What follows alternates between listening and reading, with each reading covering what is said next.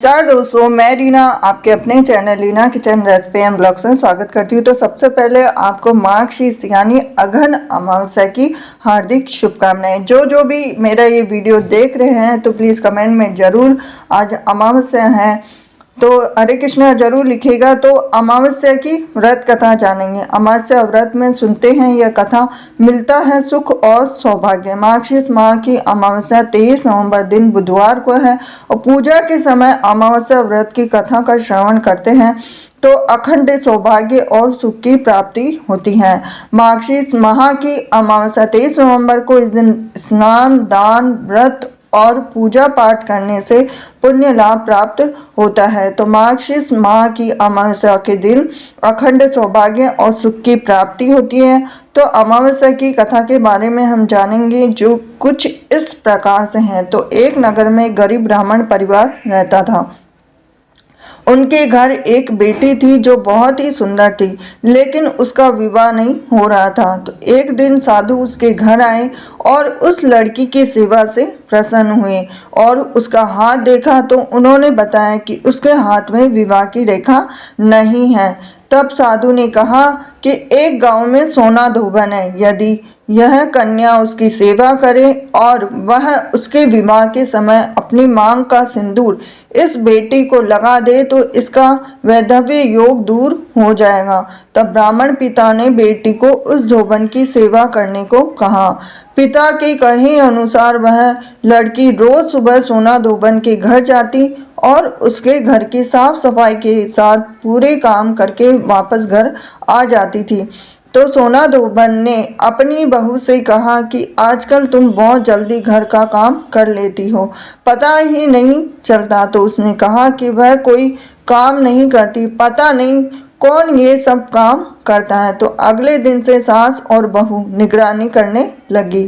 काफी दिनों बाद जब सोना धोबन ने उस कन्या को पकड़ लिया और उससे पूछा कि तुम इतने दिनों से मेरे यहाँ ये सब काम क्यों करती हो, तब उसने सोना धोबन की सारी बातें बताई। सोना धोबन तैयार हो गई। अब उसने जैसे ही उस कन्या की मांग में अपनी सिंदूर लगाई, वैसे ही उसकी पति की मृत्यु हो गई। वह काफी दिनों से बीमार था। ब्राह्मण परिवार के घर से लौटते समय सोना धोबन ने रास्ते में पीपल के पेड़ को 108 ईंट के टुकड़ों की भौरी दी और 108 बार परिक्रमा की। उसके बाद पानी पिया। अब उस दिन वह सुबह से निराहार और बिना जल पिए थी। तो पीपल की परिक्रमा करते ही उसका पति जीवित हो गया। अब उस दिन सोमवती अमावस्या थी। तो धार्मिक मान्यताओं के अनुसार जो महिला सोमवती अमावस्या से भौरी देने की परंपरा शुरू करती है और हर अमावस्या को भौरी देती है तो उसके सुख और सौभाग्य की वृद्धि होती है। इस तरीके से यह सब कार्य किए जाते हैं। और अब हम जानेंगे कि जो मार्गशीर्ष अमावस्या है उसकी सबसे ज़्यादा मान्यता क्यों मानी गई है। क्योंकि मार्गशीर्ष का महीना श्रद्धा और भक्ति से पूर्ण होता है और हिंदू धर्म में इन मान्यताओं के अनुसार मार्गशीर्ष माह की अमावस्या को सबसे ज़्यादा विशेष स्थान दिया जाता है। इस माह में भगवान श्री कृष्ण, भगवान शिव शंकर, भगवान विष्णु तीनों की ही पूजा की जाती है। और मार्गशीर्ष अमावस्या तिथि प्रत्येक धर्म कार्य के लिए अक्षय फल देने वाली बताई गई है, किंतु पितरों की शांति के कार्य के लिए अक्षय फल देने वाली तो बताई गई है, साथ ही साथ मोक्ष प्राप्ति और सदगति के लिए भी सबसे ज़्यादा महत्वपूर्ण बताई गई है। तो इसीलिए भगवान श्री कृष्ण ने भी स्वयं गीता में कहा है कि महीनों में मैं मार्गशीर्ष माह हूँ।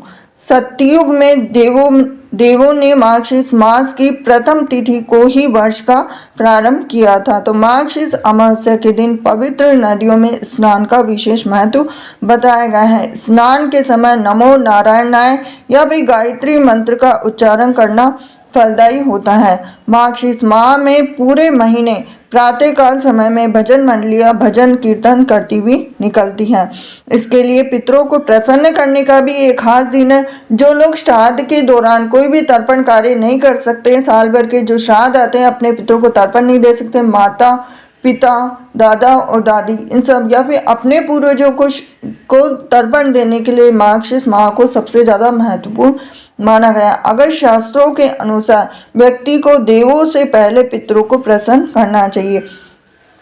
जिन व्यक्तियों की कुंडली में पुत्र दोष है या फिर संतानहीन योग बन रहा हो या फिर नवम भाव में राहु नीच का होकर स्थित हो, उन व्यक्तियों को यह उपवास अवश्य रखना चाहिए और इस उपवास को करने से मनोवांछित उद्देश्य की प्राप्ति होती है।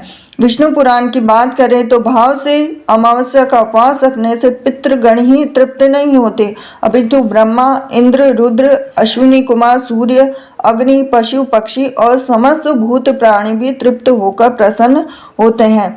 साथ ही साथ इस माह को सबसे ज़्यादा खास इसलिए भी माना जाता है क्योंकि अमावस्या तिथि के दिन व्रत करते हुए श्री सत्यनारायण भगवान की पूजा और कथा की जाती है और जिससे कि अमोघ फलदायी होती है। इस दिन साथ साथ अगर हम बात करें तो भगवान श्री कृष्ण ने बहुत ही अच्छी बात बताई है जो कि मार्गशीर्ष माह के संदर्भ में बताया है और इस माह का संबंध मृगशिरा नक्षत्र से होता है।